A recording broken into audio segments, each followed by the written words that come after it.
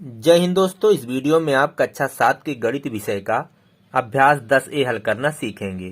तो इस अभ्यास को हल करने से पहले आइए इस अभ्यास की कुछ बेसिक जानकारी हम आपको बताते हैं। देखिए यहाँ पे एक चित्र बना हुआ है, यह एक चतुर्भुज है। चतुर्भुज किसे कहते हैं, यहाँ पे लिखा हुआ है 4 रेखाखंड से बनी बंद आकृति चतुर्भुज कहलाती है। चतुर्भुज में 4 भुजाएं होती हैं। देखिए, एक, ये दूसरा, ये तीसरा और ये चौथा। तो 4 रेखाखंड या 4 भुजाओं से बनी बंद आकृति, यह आकृति बंद है, इसे चतुर्भुज कहेंगे। अब 4 रेखाखंड इस तरह भी हो सकते हैं, एक रेखाखंड, ये दूसरा रेखाखंड, ये तीसरा रेखाखंड और ये चौथा रेखाखंड। तो 4 रेखाखंड इसमें भी हैं, लेकिन ये आकृति बंद नहीं है, तो इसे हम चतुर्भुज नहीं कह सकते हैं। और इसमें देखिए ये चतुर्भुज है क्योंकि बंद आकृति है। इस तरह से भी हो सकते हैं, एक भुजा, दो भुजा, तीन भुजा और ये चौथी भुजा। देखिए इस आकृति में भी 4 भुजाएं हैं, लेकिन यह चतुर्भुज नहीं है। चतुर्भुज होने के लिए 4 भुजाएं और वो आकृति बंद होना आवश्यक है। अब आइए हम जानते हैं चतुर्भुज के कितने अंग होते हैं, उसके अंगों के बारे में हम जानते हैं। तो चतुर्भुज का जो पहला अंग है, कह रहा चतुर्भुज की भुजाएं। चतुर्भुज में कितनी भुजाएं होती हैं? 4 भुजाएं होती हैं। 4 भुजाओं से बनी बंद आकृति चतुर्भुज कहलाती है। चतुर्भुज में 4 भुजाएं होती हैं। देखिए, एक भुजा AB, दूसरी BC, तीसरी DC और चौथी AD। तो 4 भुजाएं होती हैं। एक का नाम है यहाँ पे देखिए AB या BA लिखिए, AB, दूसरी है BC और तीसरी है CD और चौथी जो भुजा है वो है AD। अब दूसरा अंग देखिए, चतुर्भुज के शीर्ष। चतुर्भुज में 4 शीर्ष होते हैं। शीर्ष कौन है? देखिए ये वाला बिंदु जहां पर 2 भुजाएं आकर के मिलती हैं, वह बिंदु शीर्ष कहलाता है। 1, 2, 3, 4। तो 4 शीर्ष बिंदु होते हैं। तो एक का नाम है A, दूसरे का नाम है B और तीसरे का नाम है C और चौथे का नाम है D। अब आइए तीसरा अंग देखते हैं, चतुर्भुज के अंतःकोण। चतुर्भुज में 4 अंतःकोण होते हैं। 2 रेखाखंडों के बीच के झुकाव को कोण कहते हैं। तो यहाँ देखिए एक कोण बन रहा है, ये दूसरा कोण है, ये तीसरा कोण है, ये चौथा कोण है। तो 4 कोण होते हैं। यहाँ कितने कोण हैं? देखिए, एक कोण A है, एक कोण B है, एक कोण C है और एक कोण D है। अब आइए चौथा अंग देखते हैं, चतुर्भुज के विकर्ण। विकर्ण किसे कहते हैं? सम्मुख शीर्षों को मिलाने वाला रेखाखंड विकर्ण कहलाता है। तो विकर्ण कितने होते हैं? 2। देखिए, शीर्ष B और शीर्ष D, ये दोनों क्या हैं? सम्मुख शीर्ष हैं। इनको मिलाने वाला रेखाखंड, ये रेखाखंड क्या है? BD, एक विकर्ण है। इसी तरह AC भी एक विकर्ण है। तो इस तरह से कुल मिलाकर 2 विकर्ण होते हैं। तो यहाँ पे जो विकर्ण है, एक का नाम AC और दूसरे का नाम BD है। AC और BD। अब आइए देखते हैं पांचवा अंग, कह रहा है चतुर्भुज के सम्मुख शीर्ष। देखिए एक शीर्ष ये है और इसके सामने वाला शीर्ष कौन है? ये। सम्मुख मतलब आमने सामने। तो सम्मुख शीर्ष के 2 युग्म होते हैं, 2 जोड़े होते हैं। तो A और C ये सम्मुख शीर्ष का एक जोड़ा है, A, C ये एक जोड़ा है और B तथा D दूसरा जोड़ा है। B और D ये दूसरा जोड़ा है। तो सम्मुख शीर्ष के 2 जोड़े होते हैं। आइए छठवां अंग देखते हैं, चतुर्भुज की सम्मुख भुजाएं। सम्मुख भुजाओं के भी 2 जोड़े होते हैं। देखिए ये भुजा और इसके सामने वाली भुजा ये है, उसी तरह इस भुजा के सामने ये भुजा है। तो सम्मुख भुजाओं के 2 जोड़े होते हैं। एक भुजा अगर AB है तो इसकी सम्मुख भुजा कौन है? DC। दूसरा जोड़ा जो है BC और इसकी सम्मुख भुजा AD। BC, इसकी सम्मुख भुजा AD। अब आइए सातवां अंग देखते हैं, चतुर्भुज के सम्मुख कोण। सम्मुख कोण का मतलब आमने सामने के कोण। तो इस कोण के सामने ये वाला कोण है। तो कोण A, कोण C, ये एक युग्म हुआ। 2 जोड़े होते हैं, 2 युग्म होते हैं। और दूसरा जो युग्म है कोण बी, इसका सम्मुख कौन है, कोण डी। अब आइए देखते हैं 8वां अंग है। कह रहा चतुर्भुज की संलग्न भुजाएं। संलग्न भुजाएं का मतलब साथ में लगी हुई भुजाएं। जैसे इस भुजा BC, BC के साथ कौन दो भुजाएं मिली हुई हैं, देखिए एक ये और एक ये, तो इसमें 4 युग्म बनेंगे। BC, इसकी संलग्न जो भुजा है वो है AB, तो एक युग्म हो गया, और BC की संलग्न भुजा DC भी है। उसी तरह इस वाली जो भुजा के, इसके भी संलग्न ये और ये भुजाएं हैं, तो तीसरा जो जोड़ा होगा AD का संलग्न भुजा एक AB है, AD कामा AB, और जो चौथा युग्म है वो है AD कामा DC। तो संलग्न भुजाओं के 4 युग्म होते हैं। तो हमने आपको यहाँ पे चतुर्भुज के 8 अंगों को बताया है। तो दोस्तों चतुर्भुज ABCD, चतुर्भुज ABCD, चतुर्भुज ABCD के ये उपरोक्त अंग हैं। अब आइए हम नेक्स्ट टॉपिक जानते हैं। अगला जो टॉपिक है वो है चतुर्भुज के प्रकार। तो चतुर्भुज के 5 प्रकार होते हैं, हम यहाँ आपको पढ़ाएंगे। देखिए एक ये समांतर चतुर्भुज है और उससे मिलता जुलता ये आयत है। यह समचतुर्भुज है, उससे मिलता जुलता ये वर्ग है, और ये समलंब चतुर्भुज है। अब आइए जानते हैं समांतर चतुर्भुज क्या है। ऐसा चतुर्भुज जिसकी सम्मुख भुजाएं बराबर व समांतर हों उसे समांतर चतुर्भुज कहेंगे। ये और ये दोनों भुजा क्या होगी, बराबर होगी इसकी लंबाई और समांतर भी होंगी। इसके ये बराबर और समांतर होंगी, तो सम्मुख भुजाएं बराबर व समांतर होती हैं। और इसी से मिलता जुलता है आयत, बिल्कुल सेम होता है। इसकी भी सम्मुख भुजाएं बराबर व समांतर होती हैं, ये इसके और ये इसके, और इसका प्रत्येक कोण 90 अंश का होता है। बस इतना फर्क है इसमें और इसमें यही फर्क है कि इसके प्रत्येक कोण 90 अंश के होते हैं। तो आयत भी एक तरह का समांतर चतुर्भुज ही होता है, लेकिन इसके प्रत्येक कोण जब 90 अंश के होते हैं तो वो आयत कहलाता है। तो समांतर चतुर्भुज और आयत दोनों एक जैसे होते हैं। अब आइए देखते हैं समचतुर्भुज। ऐसा चतुर्भुज जिसकी चारों भुजाओं की लंबाई समान हो। ये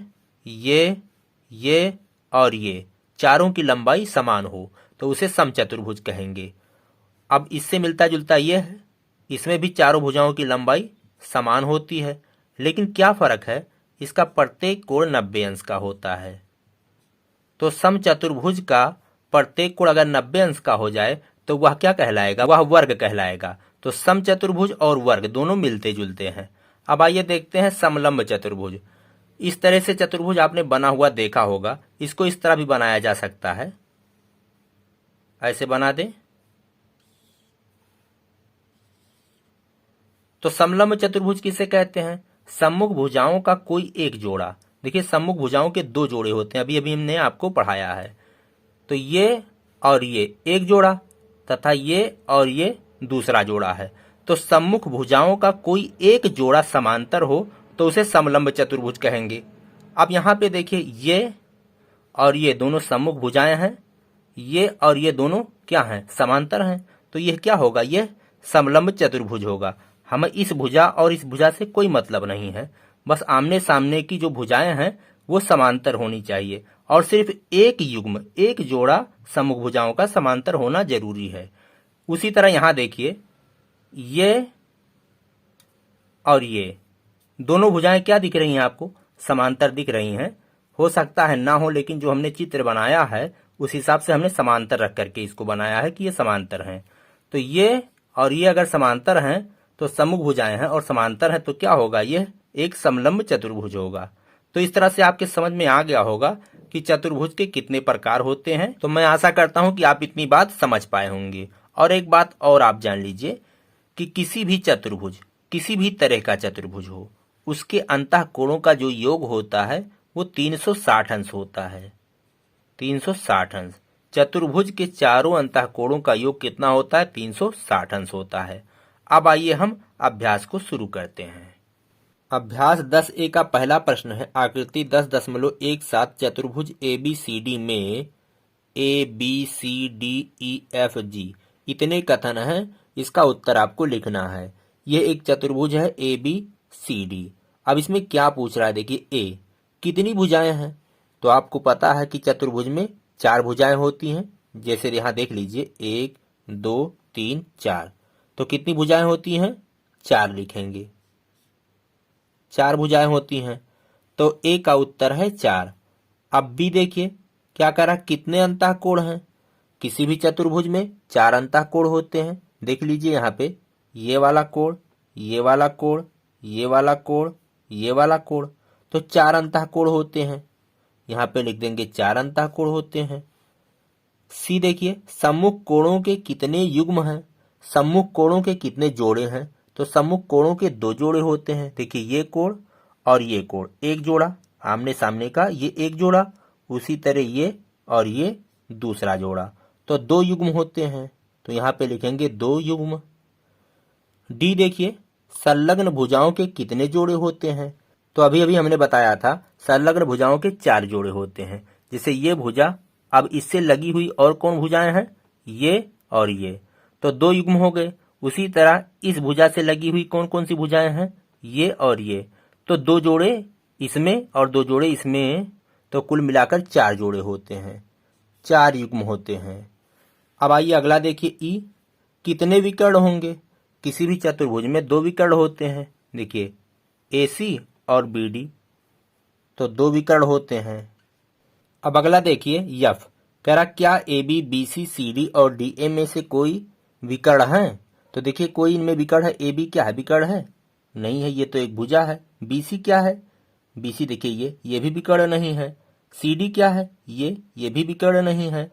डी ए ये भी विकर्ण नहीं, ये सभी भुजाएं हैं, विकर्ण नहीं है। तो इस तरह से लिख देंगे क्या A B B C C D और डी ए में से कोई विकर्ण है, तो लिख देंगे नहीं, कोई विकर्ण नहीं है। अब जी आइए देखिए कितने शीर्ष हैं। किसी भी चतुर्भुज में 4 शीर्ष होते हैं। ये वाला बिंदु, ये वाला बिंदु, ये वाला बिंदु और ये वाला बिंदु, जहां 2 भुजाएं मिलती हैं उसे शीर्ष कहते हैं। तो 4 शीर्ष होते हैं, तो यहाँ लिखेंगे 4। तो इसी तरह से पहला जो प्रश्न था उसके ये सब उत्तर हैं। अब आइए दूसरा प्रश्न देखते हैं। दूसरा प्रश्न है उपर्युक्त आकृति 10.17 के आधार पर अपनी अभ्यास पुस्तिका में रिक्त स्थानों की पूर्ति कीजिए। यहाँ पे प्रश्न दिए गए हैं, यहाँ रिक्त स्थानों को भरना है। ये जो चित्र है ये पहले वाले प्रश्न का जो चित्र था वही चित्र है। इसी को देख करके हमें यहाँ खाली स्थान को भरना है। क्या पूछ रहा है, देखिए जैसे ए में देखिए क्यू क्षेत्र में स्थित है। क्यू देखिए कहाँ पे है, क्यू बिंदु है एक, ये कहाँ स्थित है, इसके चतुर्भुज के अंतः क्षेत्र में। तो यहां लिखेंगे अंतः क्षेत्र में। आर क्षेत्र में स्थित है। आर कहाँ पे है, यहां देखिए ये तो चतुर्भुज के बाहर स्थित है, तो वाह्य क्षेत्र में स्थित है। यहां लिखेंगे वाह्य, चतुर्भुज के वाह्य क्षेत्र में स्थित है। टी स्थित है। टी देखिए यहां पे स्थित है, रेखाखंड पर स्थित है। रेखाखंड इसका क्या नाम है, डी सी या सी डी लिख दीजिए, सी डी पर स्थित है। तो ये जो टी बिंदु है वो रेखाखंड या भुजा डी सी पर स्थित है। तो यह है दूसरा प्रश्न, इसको हमने भर दिया। अब आइए तीसरा प्रश्न हल करते हैं। तीसरा प्रश्न है किसी चतुर्भुज ABCD से संबंधित निम्नलिखित कथनों में रिक्त स्थानों की पूर्ति कीजिए। कोई चतुर्भुज ABCD है, उसका मैंने यहाँ पे चित्र बना लिया है। ABCD यह एक चतुर्भुज है। अब यहाँ निम्नलिखित जो कथन है इनमें रिक्त स्थानों को भरना है। तो ए में क्या कह रहा है, 2 ... शीर्षों को मिलाने से विकर्ण बनता है। तो कौन से 2 शीर्षों को मिलाने से विकर्ण बनता है, सम्मुख शीर्षों को। देखिए विकर्ण अगर आपको खींचना है AC, तो ये शीर्ष और ये शीर्ष दोनों को मिलाना होगा, तो सम्मुख शीर्षों को मिलाने से विकर्ण बनता है। तो यहाँ पे क्या भरेंगे, सम्मुख शीर्षों, सम्मुख और शीर्षों तो लिखा हुआ है, तो 2 सम्मुख शीर्षों को मिलाने से विकर्ण बनता है। अब आइए बी देखते हैं, शीर्ष A और ... को मिलाने से विकर्ण बनता है। शीर्ष ए और कौन सा शीर्ष मिलाने से विकर्ण बनेगा। यहाँ पे देखिए ए और शीर्ष सी को मिलाएंगे तो विकर्ण बनेगा, और शीर्ष सी को और शीर्ष सी को मिलाने से विकर्ण बनता है। अब यहाँ देखिए सी वाला शीर्ष डी और किसको मिलाने से विकर्ण बनेगा, शीर्ष डी और बी को मिलाने पर विकर्ण बनेगा, और शीर्ष बी को मिलाने पर विकर्ण बनता है। अब डी वाला देखिए चतुर्भुज का एक विकर्ण इसे डॉट डॉट डॉट डॉट त्रिभुजों में विभाजित करता है। कितने त्रिभुजों में विभाजित करता है। अगर कोई एक विकर्ण अगर खींच दें, चलिए ए सी एक विकर्ण हम खींच देते हैं। अब ये जो विकर्ण है इस चतुर्भुज को कितने त्रिभुजों में विभाजित करता है, तो दो त्रिभुज आपको दिख रहे होंगे, एक ये वाला त्रिभुज और एक ये वाला त्रिभुज। तो दो त्रिभुजों में इसे विभाजित करता है, तो यहाँ पे लिखेंगे 2। तो इस तरह से तीसरा जो प्रश्न है इसमें रिक्त स्थान जो भरना था तो हमने भर दिया। अब आइए चौथा प्रश्न। इस अभ्यास का चौथा प्रश्न है और आखिरी प्रश्न है। क्या कह रहा है, अपनी अभ्यास पुस्तिका में रिक्त स्थानों की पूर्ति कीजिए। इसमें 4 प्रश्न हैं, ए बी सी डी करके 4 प्रश्न हैं, और यहाँ पे हमने चित्र बना दिया है। इसी चित्र के माध्यम से हम यहाँ पे रिक्त स्थानों को भरेंगे। अब जैसे पहला ये ए वाला जो है, समचतुर्भुज की चारों भुजाएं होती हैं। समचतुर्भुज यहाँ पे चित्र है, इसकी चारों भुजाएं क्या होती हैं, बराबर होती हैं। ये भुजा, ये भुजा, ये भुजा, ये भुजा, चारों भुजाओं की लंबाई समान होती है। तो यहाँ क्या लिखेंगे, समान होती है, समान होती है या बराबर होती हैं। तो समचतुर्भुज की चारों भुजाएं बराबर होती हैं या समान होती हैं, यहाँ बराबर भी लिख सकते हैं। अब देखिए बी वाला, आयत के कोण समकोण होते हैं। आयत के कौन से कोण समकोण होते हैं, आयत के तो सभी कोण, सभी अंतःकोण, ये आयत का चित्र है, तो आयत के सभी अंतःकोण समकोण होते हैं। तो यहाँ लिखेंगे प्रत्येक, आयत के प्रत्येक कोण समकोण होते हैं। समकोण का मतलब 90 अंश के होते हैं। सी देखिए, वर्ग की भुजाएं बराबर और कोण समकोण होते हैं। वर्ग का चित्र यहाँ पे है, तो वर्ग की सभी भुजाएं बराबर होती हैं। तो यहाँ लिखेंगे प्रत्येक, वर्ग की प्रत्येक भुजाएं बराबर और कौन से कोण समकोण होते हैं, प्रत्येक कोण, सभी कोण, प्रत्येक कोण समकोण होते हैं। तो वर्ग की प्रत्येक भुजाएं बराबर और प्रत्येक कोण समकोण होते हैं। अब आइए डी वाला देखिए, समलंब चतुर्भुज की भुजाओं का एक युग्म समांतर होता है। कौन सी भुजाओं का एक युग्म, सम्मुख भुजाओं का एक युग्म समांतर होता है। तो यहाँ पे लिखेंगे सम्मुख भुजाओं का, देखिए यहाँ पे ये और ये समांतर है, सम्मुख भुजाओं का एक युग्म समांतर होना चाहिए, तब उसे हम समलंब चतुर्भुज कहेंगे। तो यहाँ भरेंगे सम्मुख, सम्मुख भुजाओं का एक युग्म समांतर होता है। अब दोस्तों ये अभ्यास खत्म होता है। मैं उम्मीद करता हूं कि मेरा ये अभ्यास आपके समझ में आया होगा। हम मिलेंगे आपसे अगले वीडियो में। इसी के साथ कहते हैं जय हिंद, जय भारत।